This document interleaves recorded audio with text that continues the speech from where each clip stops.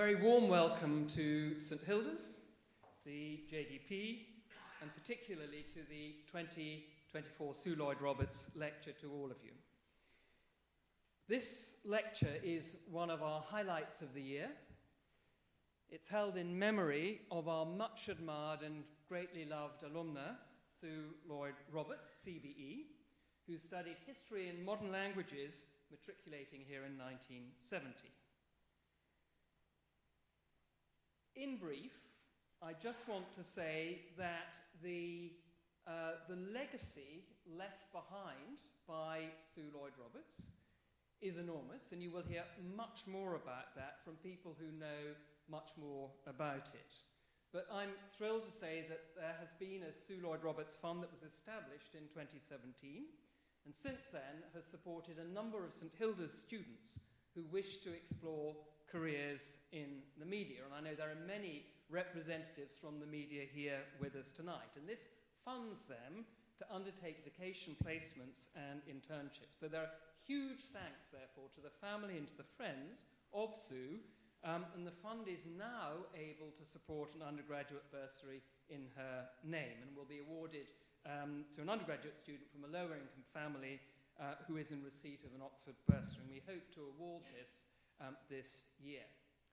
So that's a little background. Today, we're delighted that this is the 7th such Sue Lloyd-Roberts Lecture, and we're thrilled that so many people have come to listen tonight, and that some will stay for the post-event dinner in our Riverside Pavilion. And we're extremely grateful that Sue's widower, Nick Guthrie, has been instrumental in identifying our wonderful speaker for tonight, the Right Honourable Harriet Harman, MPKC. I'm greatly looking forward to the talk, and now call on Nick to make the formal introduction with many thanks to him.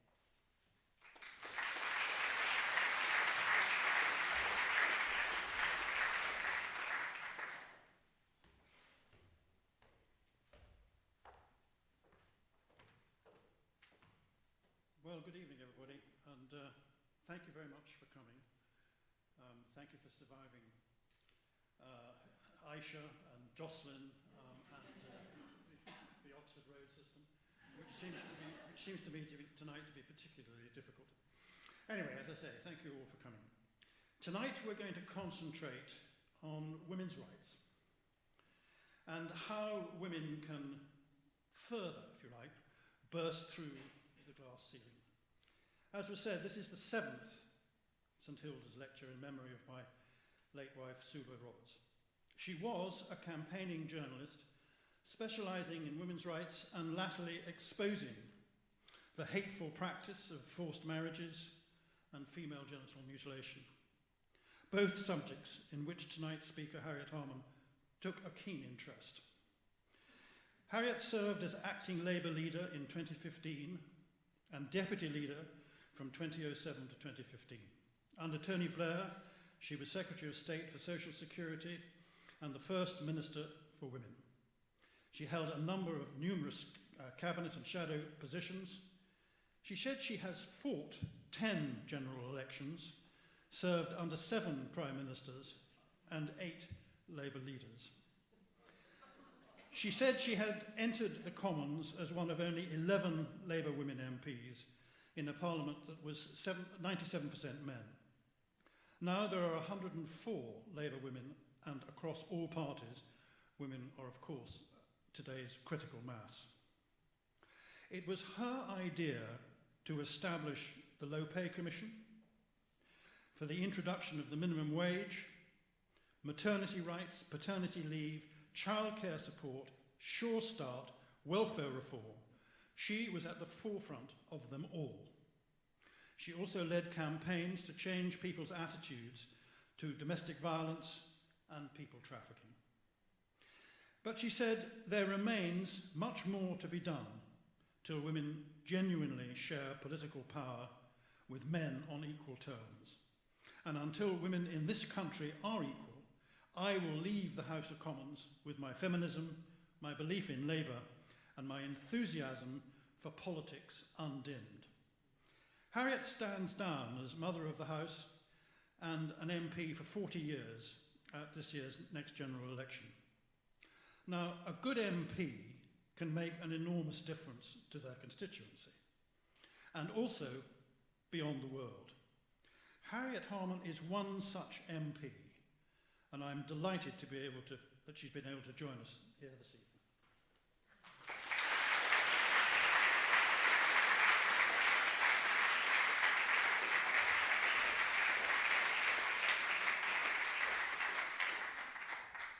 Thanks very much indeed, Nick. It's a real honour to speak in memory of Sue Lloyd-Roberts. Sue broke into the male domain of broadcasting and even more challenging into news, and particularly in foreign affairs. And as is what happens so often when women break into a male-dominated area, she not only did it as well as, if not better than most of the men, she changed the way it was done. Seeking out, listening to, and thereby enabling us to hear the voices of those who were usually not heard. The direct testimony of the most marginalised and the most affected by historic cruelty and modern injustice. And she was quite explicit about how she realised that she could, as a woman, tell stories that had not been told and end, frankly, the distortion that comes with only seeing the picture through men's eyes. So, for example, she knew that if the horrifying use of rape as a weapon of war against the Yazidi women was to be exposed, it needed her as a woman to go and talk to the women direct, using her own little camcorder to enable the women to speak intimately to her. It could not be done, as she said, by a room full of male reporters with large phallic microphones. She was important. A whole generation of women watched her. I see many of you here of that generation, and you'll know what I mean. We watched her, and she took us with her to hear the voices of women all around the world, and we were proud of her. I think young people can't imagine that it was actually thrilling for us to see a woman reporter. The chapter headings of her book, The War on Women and the Brave Ones Who Fight Back, show how she shone a spotlight on the suffering of women abroad and here in the UK too. Just listen to the chapter headings. The Cruelest Cut, Female Genital Mutilation. Ireland's Fallen Women, a story of religious persecution. Forced Marriage, from Kashmir to Bradford. From Russia with Love, Sex Trafficking. Sex Inequality in the UK, the Pay Gap. I was born the same year as Sue into a society where men were regarded as more important than women. Women were subordinate to men, their role to support men and to bring up their children. I remember once my mother saying to me that this family friend, the daughter, Susan Turner, I do worry if I ever met up with Susan Turner, having told this story, but my mother said to me, Susan Turner, I said, how is she? And she said, she's done really well for herself. And I said, oh, what's she done? And my mum said, she married a banker. And I was puzzled. I didn't realise that was what we were supposed to be doing. Though many women did work, it was dismissed as just being for pin money. Our generation, Sue's and mine, and many of you here, were part of that profound historic social and economic change that was the women's movement, which rejected all of this and determined to break into every male-dominated area of life, whether it's the professions, the arts, broadcasting, business, or public service. My task, along with many of my sisters involved in politics, I can't see because of the lights here, but Patricia Hewitt's here, and Helen Jackson, our task was to break into politics. And when I was first elected, as Nick said, in 1982, Parliament was only 3% women, 97% men. And it was the same around the world. Women were in parliaments, but very few of them. Now, globally, 27% of all MPs are women, and in the UK Parliament, 35% of MPs are women. There are now women MPs in nearly every parliament in the world, still very much in the minority, and new arrivals in male-dominated structures, they have, nonetheless, fought their way in to make rapid progress to increase their numbers, put women's concerns on the political agenda, and deliver for women in their countries. And it's about them that I want to talk to you today. As I toiled in Parliament, I could see out of the corner of my eye women in different parts of the world doing the same as me. First, it was a trickle of women MPs, and then a steady flow. Though feminism has always characterised itself as internationalist, like most of us, my internationalism was only ever theoretical. It was more than enough for me to be speaking up for my constituency, going around the country to try and get Labour into government, and bringing up my 3 children, let alone travelling abroad for work. I would hear my male colleagues planning their next visit. I remember stepping into a lift with 2 male MPs one day and hearing one say to each other, "James, would you like to come to the Caribbean next week?" And I was thinking, it'd be more likely for me to go to the moon. Obviously, anyway, he wasn't asking me, but that's another story.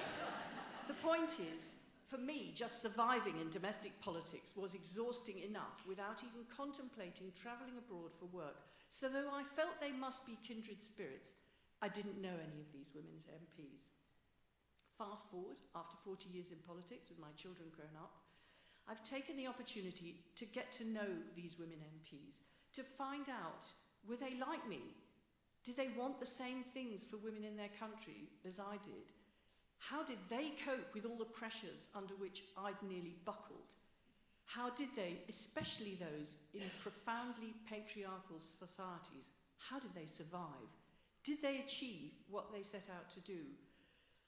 I wondered whether they'd be prepared to talk to me, but I needn't have worried. They were eager to talk, to share their personal political and ups and downs with someone who they could see had been toiling along the same path.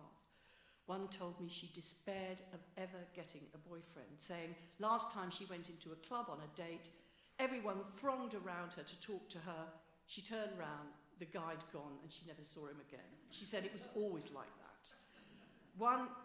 I was talking to one MP, and she was saying that her husband was very undermining of her, and she started asking for my advice. "Harriet, do you think it's time I called time on my marriage?" I wasn't sure I was qualified to give that advice. But they really poured their hearts out. I felt proud of the progress we've made here in the UK over the past decades since I've been an MP. Though there's still far to go on women's equality, we're miles further ahead of where we were. I'd somehow assumed we in the UK were in the global vanguard, perhaps just behind the women MPs in Nordic countries. But talking to these women MPs from all the different continents of the world has taught me a sharp lesson.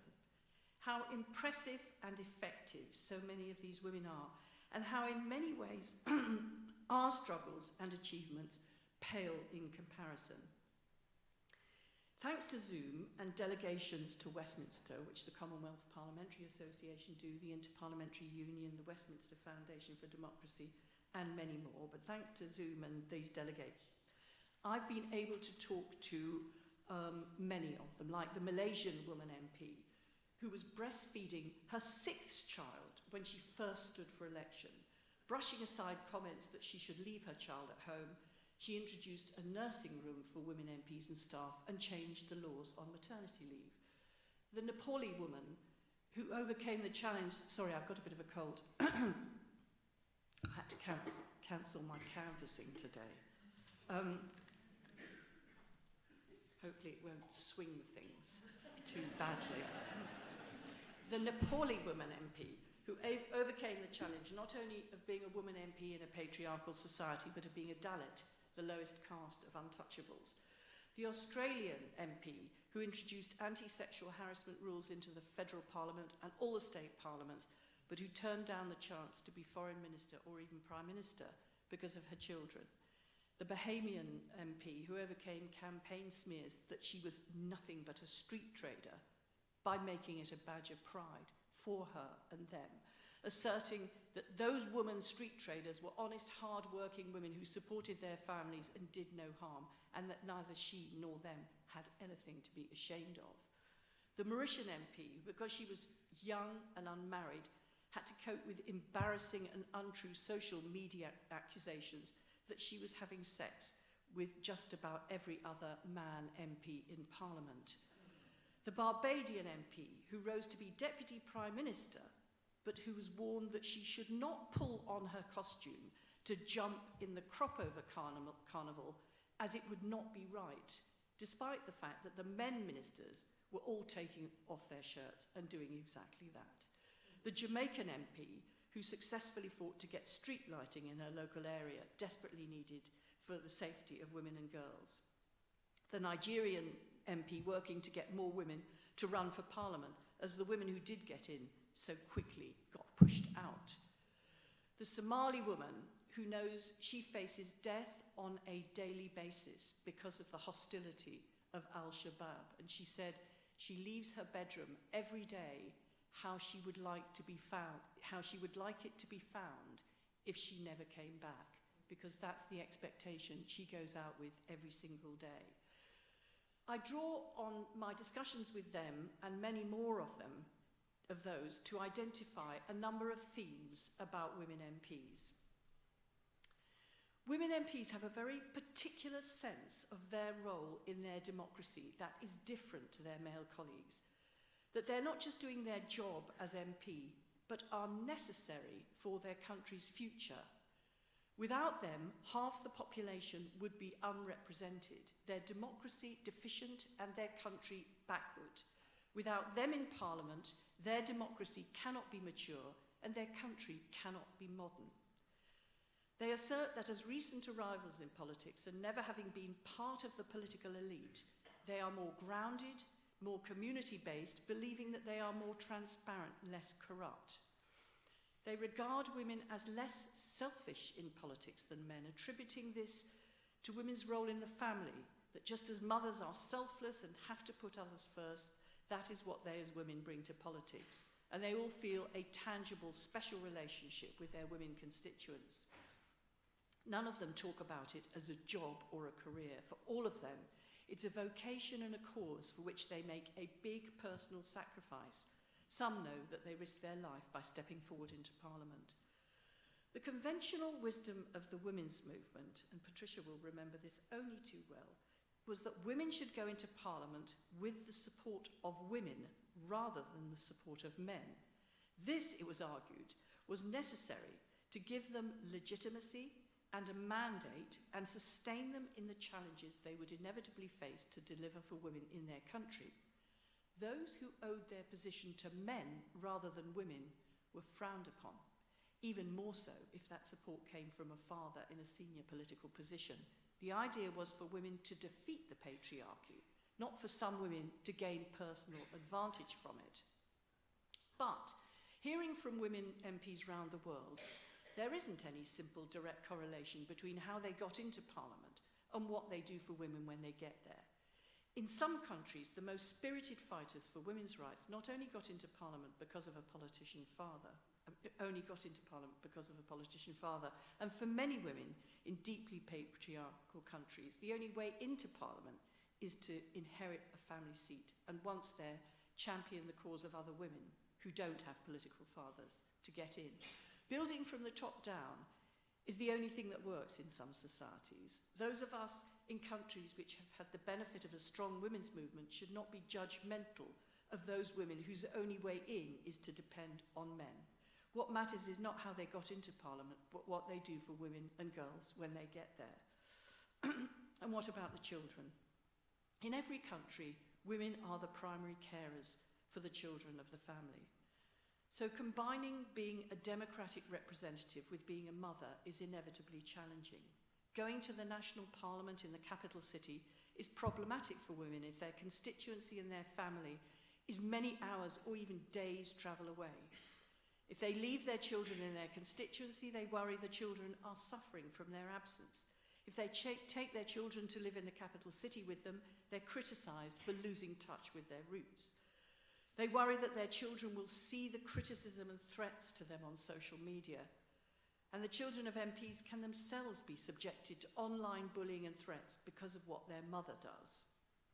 MP mothers have to deal with criticism that they are either inadequate mothers or inadequate MPs, or both, from their family, their in-laws, social media, not to mention the curse of their own maternal guilt. I remember when I was elected in a by-election in 1982, I had an enormous post bag waiting for me, olden days, bag of post waiting for me. And half of the post bag was saying, congratulations, you've got in, we're right behind you, more power to your elbow, all that stuff on childcare, go for it. And the other half was, what are you doing? You will ruin your children's lives. And of course, you can never be sure that that second half of the post bag aren't right. Anyway, women deal with this in many different ways. Most take a very direct approach with their children, making clear to them in advance the importance of what they're doing so the children can feel part of the mission rather than just bearing the brunt of it. Warning their children about the online abuse and threats, but explaining how vital her work is. Some decide and tell their children that they will limit the nights that they're away from home, or that they'll serve only one term.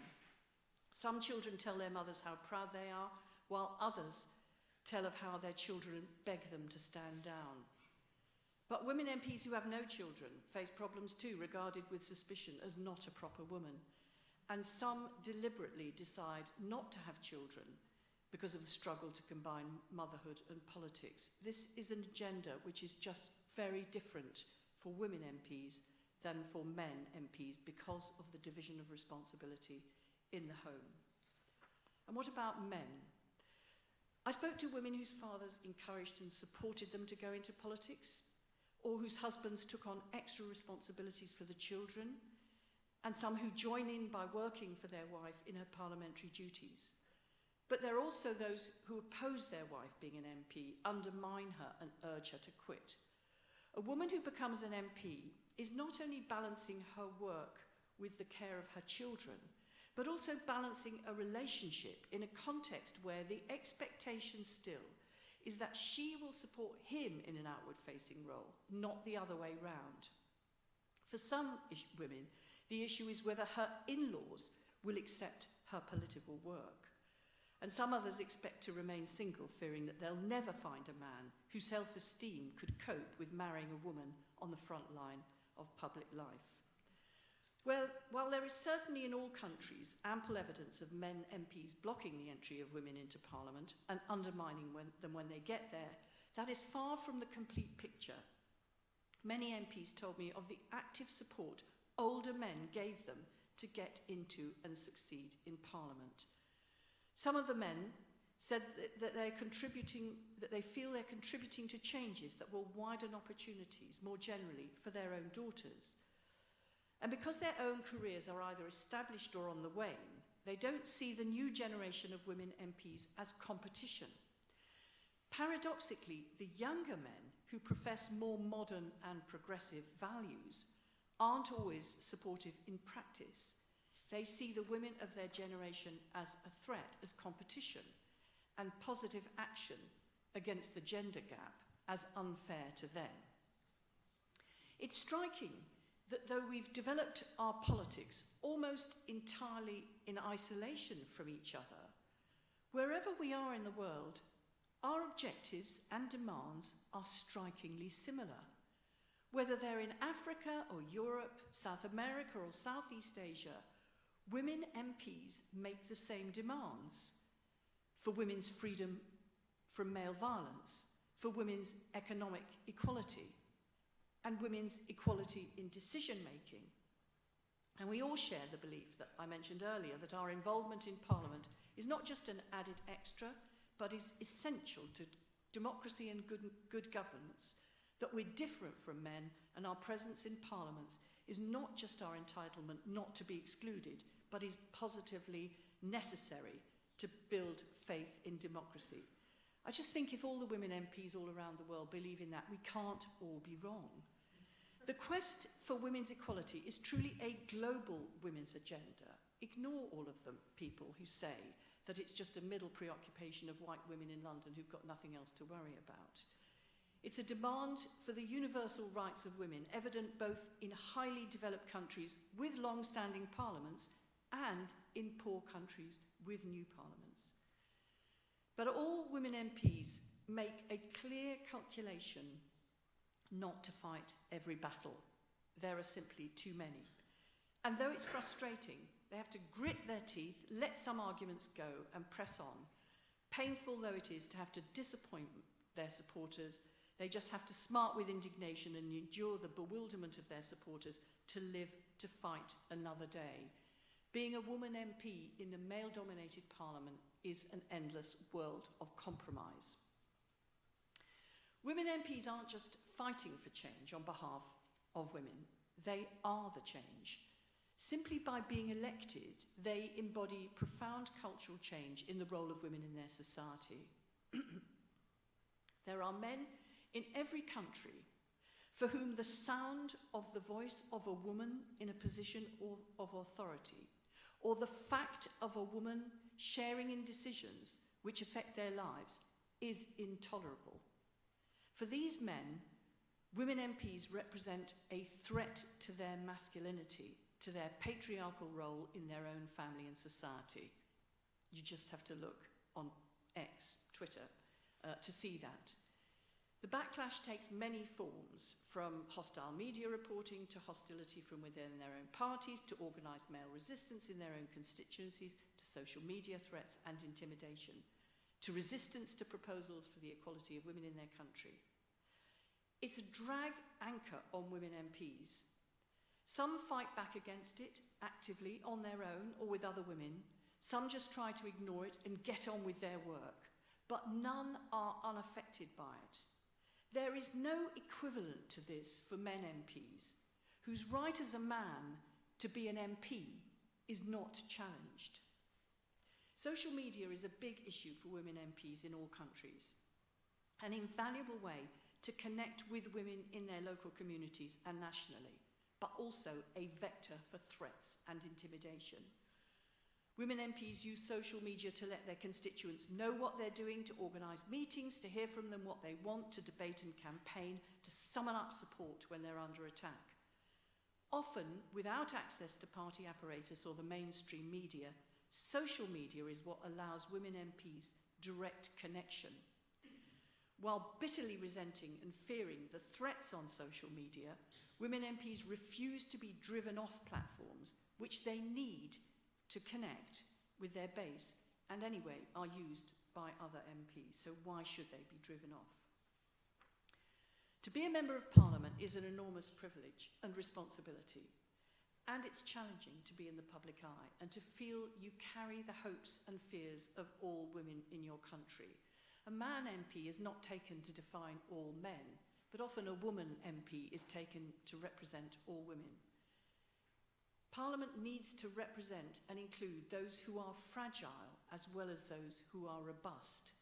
But the reality is that to survive and succeed, women MPs need the hide of a rhino. I wish that were not the case.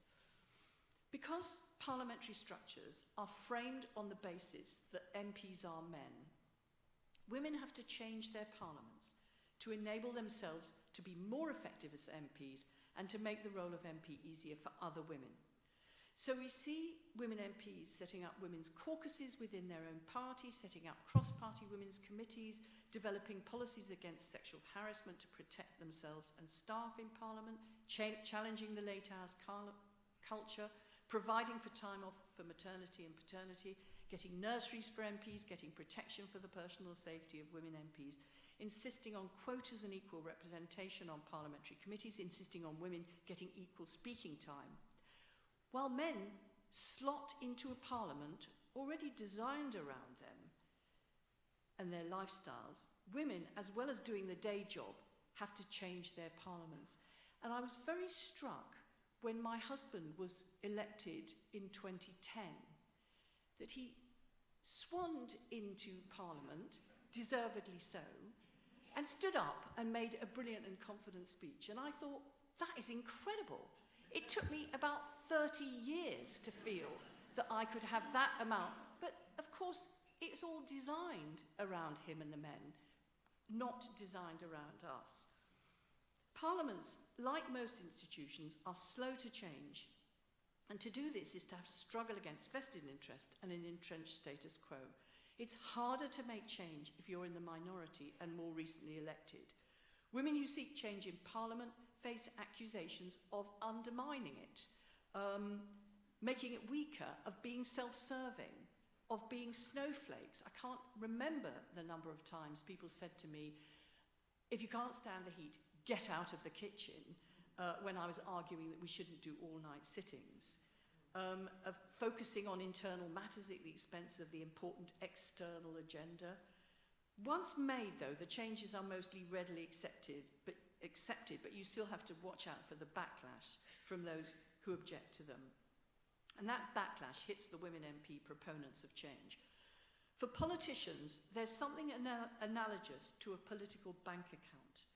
You're always either paying into it or taking out of it. You need a healthy balance. You're vulnerable if you're in overdraft. Making change in your institution takes out of your political account, and you have to work double time to replenish it. Sex is always an issue. For a young woman, her sexual attractiveness is used against her. I heard in many countries of losing candidates accusing a young woman of only getting selected because she had sex with men in her party. A woman MP can expect to see on social media allegations of the numerous male colleagues she is supposed to be having sex with. And it's not only she who sees these allegations, but her children and their school friends, her husband, her in-laws, and her wider family too. Such posts are calculated to damage and undermine her by her rivals within and outside of her party, intended to damage her reputation and undermine her private resolve. They are misogynist attempts to silence her. There is no equivalence in rumour and allegation against male MPs. On the contrary, the male establishment, including in the mainstream media, often knows of but keeps secret the affairs the men are having. Close friendships between men MPs are usual and are a supportive part of the challenging political environment, thereby enabling men to survive and thrive in politics. But close friendships between a woman and a man, when they're both working away from home, is treated as a source of intrigue and speculation. And that can make parliamentary life lonely for a woman in a male-dominated parliament miles away from home. She either goes with the flow and gets the accusations, or she just sits it out on her own. Conventional wisdom has it that every MP wants to be Prime Minister. And I remember Kenneth Clarke saying that on the telly, authoritatively. And I thought, actually, not me. However true that is for men, it's certainly not the case for all women. While there are women MPs who want to lead their country, there are many who choose to put a cap on their ambitions. They might have promised their children they'll only serve 1 or 2 terms. Sometimes developments within the family interrupt a career trajectory. For many women, it's more than enough to travel from their constituency to their parliament and carry out all their duties as an MP without stepping up to be a minister, let alone a prime minister. This is about the division of labour in the home. The reality of which women MPs are fully aware is that the further up the system you go, the less time you have for your family. And as they go up the government ladder, the more the family is exposed to the public gaze. The greater salience of women in their family life means that many are prepared to go less far than their male counterparts. For the time you're Prime Minister, you cannot do or be anything else. And a final word. I was driving along listening to Professor Peter Hennessy on Desert Island Discs. I don't know whether anybody else heard that episode. He was 3 years older than me and Sue, and he was speaking really interestingly about the remarkable achievements of our parents' generation, fighting the Second World War, setting up the welfare state and the NHS. And he said that though he didn't go in for the idea of generational guilt, he felt that our generation hadn't really done anything. Well, at that point, I nearly crashed the car, and I thought, I'm 73, and I've done nothing. And my whole generation have done nothing. And then I thought, well, actually, speak for yourself, Peter. The women of our generation, we made big changes and got plenty of abuse in the process. Sue Lloyd-Roberts broke down barriers for other women. She challenged injustice, challenged hierarchy, discrimination, and inequality. She was part of a movement which made our society better and fairer. Sue was an exemplar of exactly what our generation of women did. And through this lecture, in her honour, St Hilda's is ensuring she remains an inspiration to new generations. The MPs I've been talking about are part of new generations changing their countries, just as the new generation of women students, and hopefully more than a few male allies here at Oxford, drawn from all over the world, are part of an increasingly international feminist movement for change. Thank you.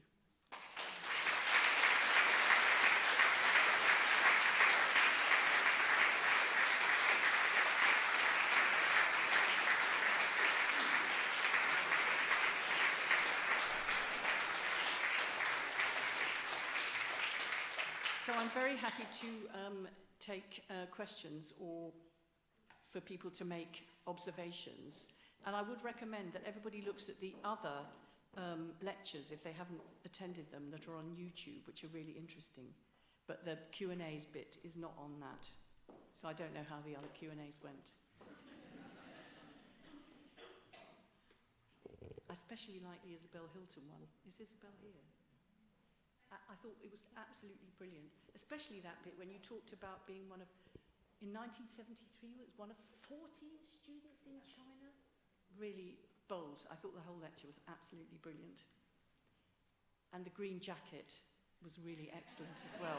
I felt very challenged when I opened my wardrobe and thought, follow that. Right, anybody got a question or an observation?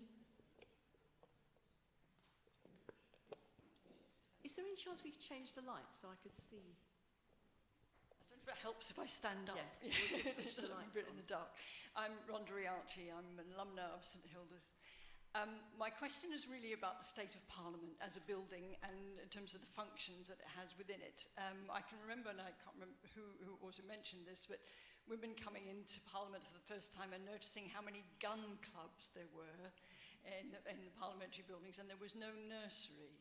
So I'm just wondering if you can give us an update on how things look now and what is the state of play in terms of the facilities, because it's serious. I often think we do not have a parliamentary building fit for purpose in the 21st century. Thank you. Yeah. Well, it's true that there wasn't a nursery and there was a rifle range rather than a gun club. There was a rifle range but no nursery, and we really did press to get a nursery. But tragically, the only premises that could be identified was one of the bars. And that really, set the culture wars going. I did wonder whether or not they selected that just so that we could all see where everybody stood on this. But anyway, we got a nursery, and the facilities are very much improved. But I think your point about buildings is a really important one. I'm really sorry, I can't see you at all. But anyway, if they could just switch all the lights on, it'd be great, and I can see who I'm talking to. Is that we've got a new building called Portcullis House, which is where lots of MPs have their offices, and it was built after I became an MP, so I could see the difference before and after. We used to, and we still got a tea room where you go in and get a cup of tea, and all the Conservatives sit on one side, which is screened off, you can't see them, and all the Labour MPs sit on the other side. And the Scots Nats and the Lib Dems have got their own little place, and we literally would never speak to each other. Then the bells would ring, and we would all go into the division lobbies, and we'd go into different division lobbies. When it came to dinner, we would eat in a dining room, but we'd have different areas allocated. And what they did when they built Portcullis House, this new modern building for all our offices, is they built all the offices round a square, and they built 4 entrances at the bottom where you all have to come flooding out of your offices to rush through a common part in order to get to vote. And the architect said, when he was showing us the plans, this will make all of you MPs talk to each other, MPs from different parties. And he showed us a picture of a nice load of tables with trees on and whatever was the olden version of lattes on the table. And I thought, no, I am not going to speak to any Tory MPs. And actually, that's exactly what happened, is that the common parts mean that we actually talk to each other, we get to know each other, and if there is the possibility of cross-party working, it's facilitated. It's quite remarkable. So I do have faith that architecture can really change and improve the way things work. You know, we still, you know, we're Labour, they're Tories, we want to get rid of them at the next election, all that remains the same. But actually where we can work together, now we actually do and can. We'll see what happens, because there's going to be a big renovation and restoration of Parliament, because at the moment it's all leaks and, you know, mice going around and about, so it does need to be refurbished.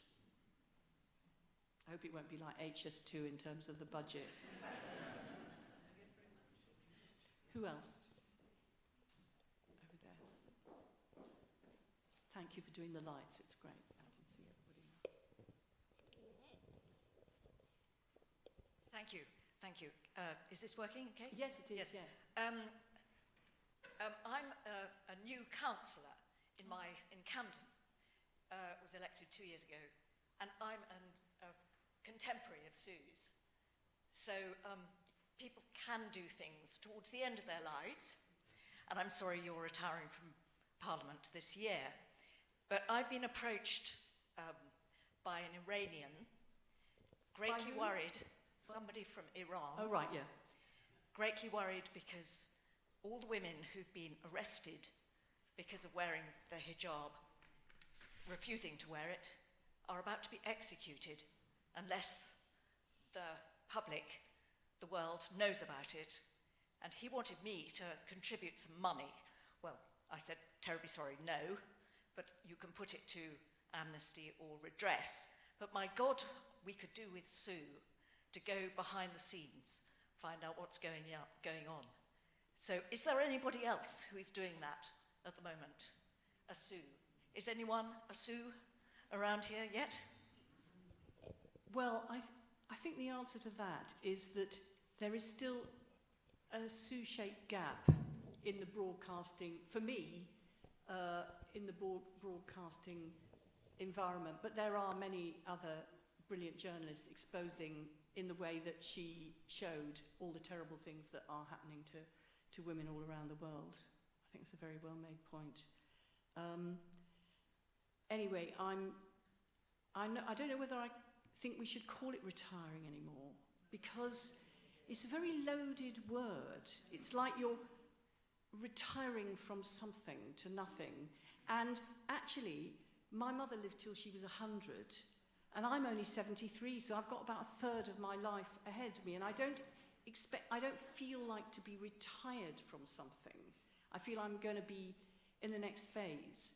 And I think it's very much the same in how they treat, how people are expected to be in widowhood, is that you're expected to be like, you know, there is like 30 years of your life, often after a husband sadly has died, and that has to be approached as a different phase rather than the end of your life.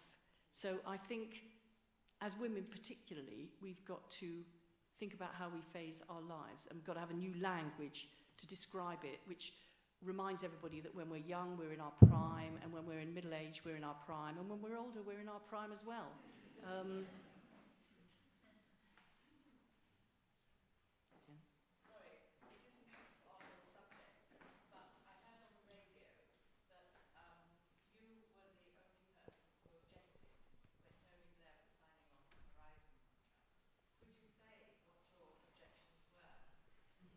Well, So this is the Horizon contract, which then proved so disastrous for the sub-postmasters. There's two things about that, is that when I was an article clerk way back in the law, which is what they call training contracts now, I worked for an awful firm, which is now thankfully closed down, called Nat Fisher's. And we acted for Courage the Brewers. And whenever they wanted to get rid of a tenant out of a licensed property, they produced sheets and sheets and sheets of printouts from a computer. And they presented them to the licensee and said, this shows you've been pinching all the beer, and unless you accept it, we're going to report you to the police and you'll get a criminal conviction. And anyway, you're evicted now, and your wife and your children, because they lived on licensed premises. And I felt it was so unfair because they could not challenge it. You know, they were the kind of weak licensee without legal aid, and then you've got huge Courage the Brewer. And it's almost like that played out exactly again with the sub-postmasters. What happens is that before you're going to have a general election, the opposition front bench get invited into a department to discuss things in order to help the civil service prepare for them arriving and for help you to get a sense of what might be in the pipeline for the department, and they're sort of confidential and important talks. So I was ushered into the Department of Social Security, whereupon they took me by surprise by saying, we've got this multi-million-pound project going on with Fujitsu, and, you know, so should we go ahead with it? So, of course, I mean, you know, I absolutely hadn't a clue. So I said, well, I haven't a clue. What do you advise? And they said, yeah, we should probably go ahead with it. So I said, well, you probably then go ahead with it, because they said it would cost millions of pounds if I said cancel it. So when we got in, then I got loads of information about it, and it showed it wasn't working. And the reason why it was relevant for us is we were going to put all the benefits into post offices so that post offices could have a new lease of life and a new function and bring benefits provision nearer to people, because there's post offices in every community. So it was a good idea to do that, to put it in post offices, but not if they were going to get all the sums wrong. And that, it was evident, is what they were going to do, with the problem that some people wouldn't get their money and loads of people would be able to get money to which they weren't entitled. So it would be completely, you know, prone to fraud as well as hardship. So I talked about this with other ministers, but not really getting anywhere, obviously. I wrote to the Prime Minister, which you only do if you're not getting anywhere with other ministers, basically saying, it's not going to deliver. It's up the spout. So I wrote that letter and then was surprised to see it in the Horizon inquiry. It is a strange thing that you see something that you've written. This was in 1998, I think. You see something you've written and you hope you've written the right thing, and I read it and had a great big flashback. But a couple of months after that, I got the sack, and the contract went ahead. 2 wrong decisions there, I think.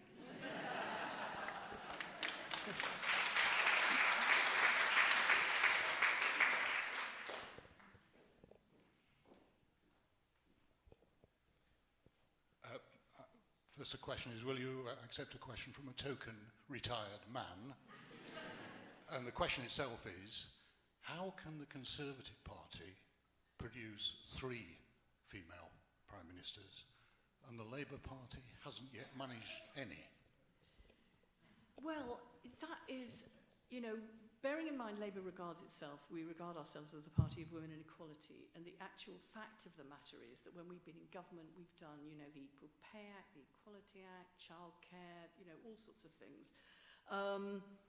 And also led the way for women MPs after the 97 election with 100 Labour women. So we have been the party of women and equality, and it is very embarrassing and unacceptable and unjustifiable that we've never had a woman leader let alone a woman Prime Minister. And the Conservatives have had 3 if you count Liz Truss, which some people don't. But the only explanation I can give, is not an excuse, but to try and work out why this should be the case, is what Jess Phillips says, which is that the women in the Labour Party are uncomfortable for a lot of the men because they are very challenging, they're stroppy, they've got a critique of an imbalance of power in the party and an expressed determination to change it.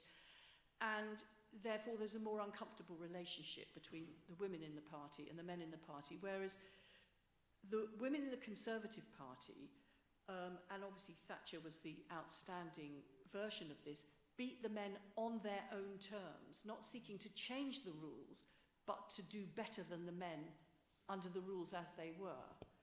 And that doesn't excuse the fact that actually we do actually next time, and I hope it's a long time till we have a leadership election, because I hope Keir Starmer gets elected and I hope he then gets re-elected and re-elected and we don't have a leadership election. But honestly, when we next have a leadership election, at that point we are got to look to the male allies. You know, I'm all for ambition in men, but I want their ambition to be to support the woman who gets the leadership. And in fact, Saida Varsi, who's a Tory peer, said, you know, it takes a very strong man to be a leader, but it takes an even stronger man to support a woman leader. So I think it's really down to the men in the party for their aspiration, not to be for their leadership, but their aspiration to be for our leadership of the party, and that's the only way it will work. So it's down to the old male allies. We've got a bit of time. We'll need it. Thank you. That's a very interesting talk. Thank you. If I may just go back quickly to the post office, what did you see in 1998 that alerted you to the fact that Horizon wasn't working? Well, just reports that were saying it wasn't working, the analysis that the department was doing.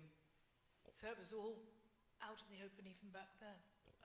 Well, you know, it's all the material is now in front of the inquiry. The thing is, though, is that one of the things that was, I think if I'd not been in Parliament, paradoxically, I would have campaigned like mad. On the back of my experience of courage, I would have been campaigning like mad for the sub-post offices. But I was having this feeling that we cannot substitute our judgment as MPs for the decisions by the courts. And sometimes that is a mistake, but I would rather the courts sorted it out now rather than Parliament. It's the courts that got it wrong.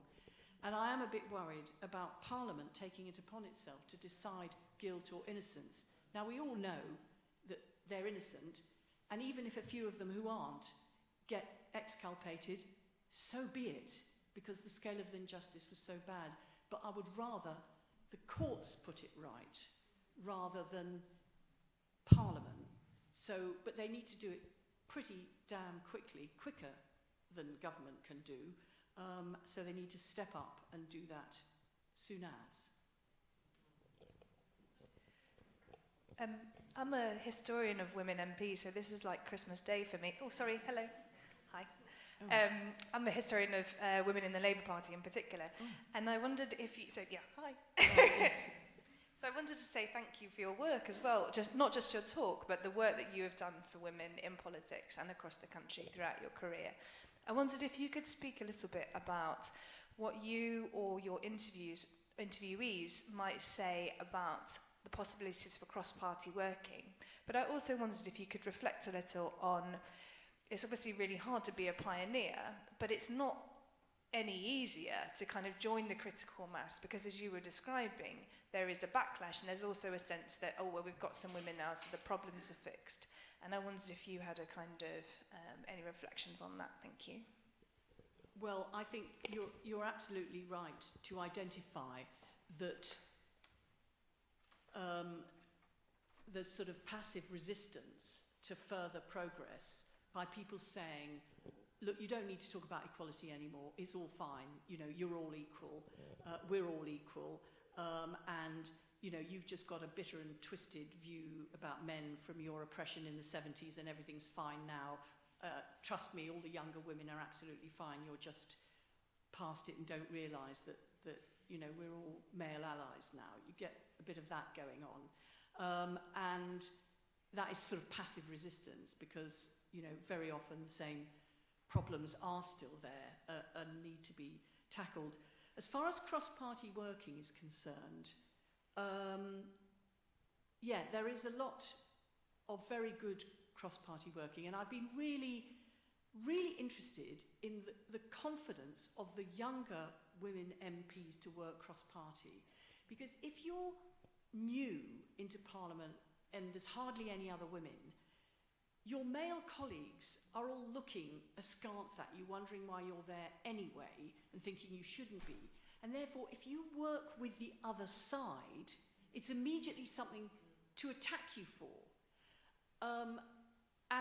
But whereas the younger women MPs are very, very confident on both sides, and they're not borne down by what the men might be thinking of them, and they do talk to each other, and they do work very closely together, and that immeasurably strengthens the prospects that there are. So I see them all, you know, chatting together and think how different it is, where I wouldn't dare to be seen talking to a woman MP, because that would like just prove I didn't know about politics, I didn't know about the Labour Party, and therefore I should be hoofed out very quickly.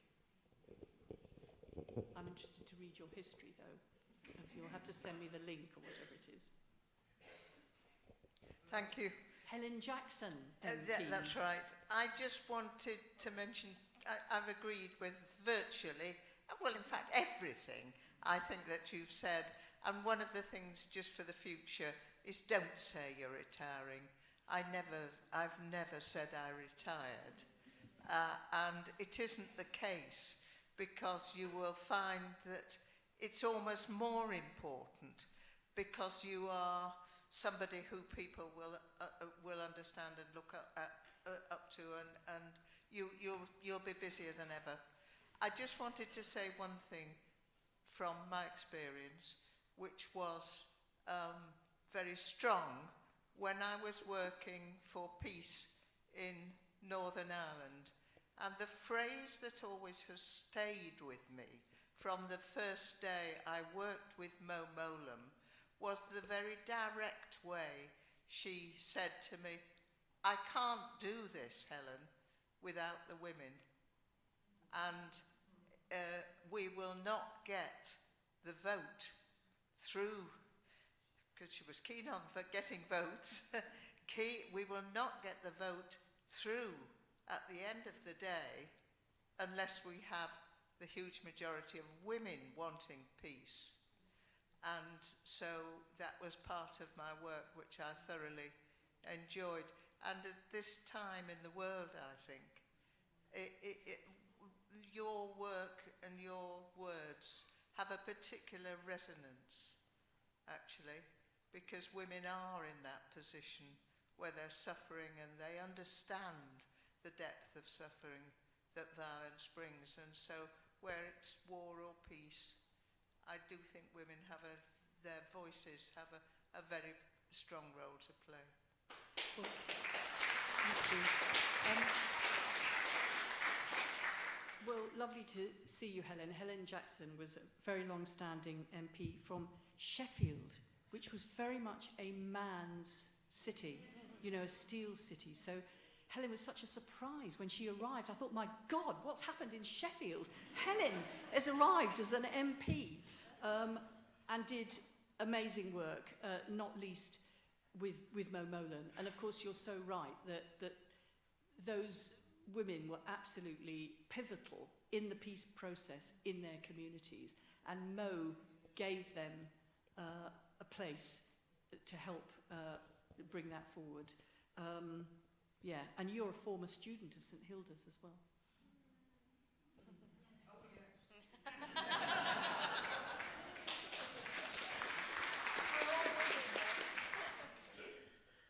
take advantage of, Hi. Of you being there. This isn't really a women's issue, but in the most recent publication of the Fabian Society, I was interested to see somebody asserting that there was an appetite for proportional representation in the Labour Party.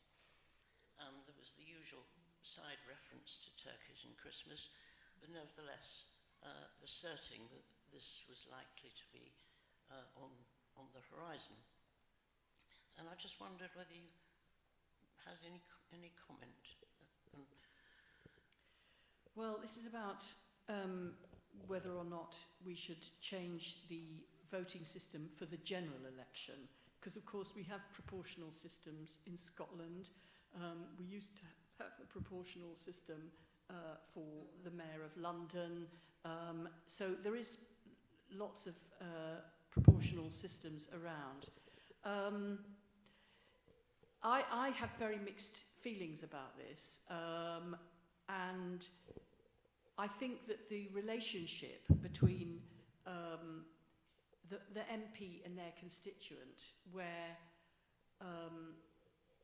they're chosen not through a party list but for each constituency, is incredibly important. And whatever system we pick, I think it's got to be very simple and clear. Whenever I've been abroad in any European country, or indeed Scotland, where I've asked people what the voting system is in their country, when there's a non-first past the post system, they can't explain it to me. They don't understand it.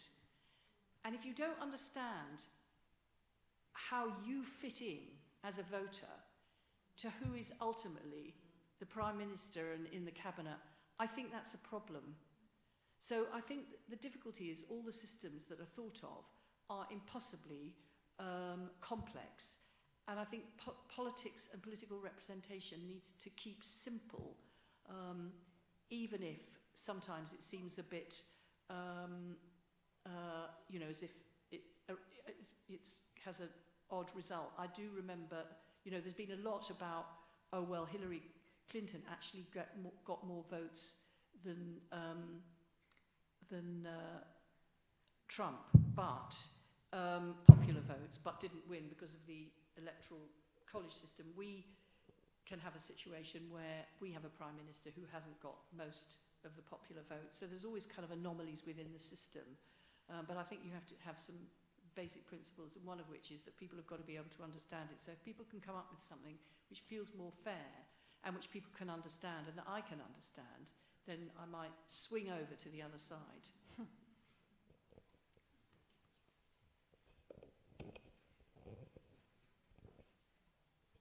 Hello, yes. I think there's one omission in what you were talking about today. There is one party in Parliament, and hopefully it will be there after the election, which has a predominance of women, and that's the Green Party. And there are other outstanding Green women who, if you did have proportional representation, might get elected as well. You mentioned the list system. Only countries like South Africa and Israel have the list system, and they have terrible governments there. Proportional representation, as it is in Ireland, I think is a 2 or 3 constituency election, so that there's a chance that all 3 parties are elected. But I mean, the Green Party, you know what its policy is, and I just wondered what your thoughts were, and also on Caroline Lucas, who's sadly leaving Parliament. Well, I think Caroline Lucas has been an amazing MP and has made a great contribution to Parliament, and I'm sorry that she's standing down. I definitely remember a journey with a taxi driver in Ireland with them not understanding. In fact, there was an election going on at the time, and I was asking about the electoral system, and he absolutely couldn't explain it and didn't understand it. I think there is something about the closer you get to power, the tougher it is for women to not be pushed out. And so therefore, it sort of feels to me as if women do better in small parties which aren't going to be actually pulling the lever of powers, because there's less competition from men, and in opposition there's more space for women. Once you get the sniff in the air that government might be on the way, it's amazing how many men there are suddenly in the room and how much less oxygen there is for women. So there's a bit of a sort of power equation there, and that's not to say that the Greens are powerless, and that's why Caroline Lucas was there, because, you know, I've got a lot of admiration for her. But there is something about that. It gets much tougher when power is within reach. I think we're allowed one last question from Lady Bullard, who's chuntering behind me, so I think I'd quite like her to have a closing question, if I may, one of our alumna. Your lecture was so splendid that I was knocked flat to know that you could not unable to understand the German system of electoral. Well, I've lived in Germany for 11 years as a result of being a diplomat who spent a lot of my life there. And so, for anyone who doesn't know, you all have a member of parliament who represents your area. But the actual proportion of the distribution of seats is managed to fill it up so that at the same time the entire number elected exactly represents the number in the country in proportion as it should be. So it's never possible to have a prime minister who has had less votes than the other side.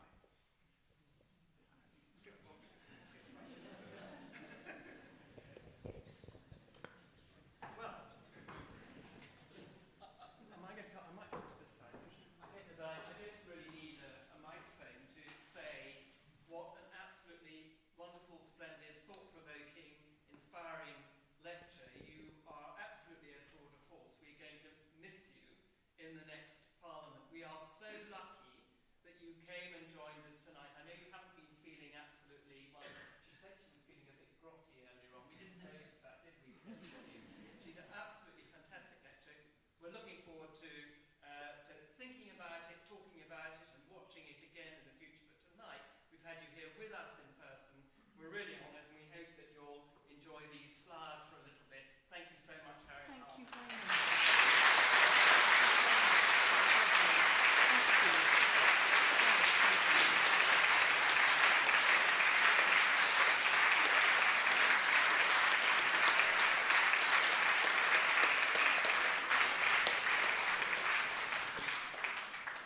And there is a glass of something waiting for you all outside, so please do go and join our speaker. Thank you so much.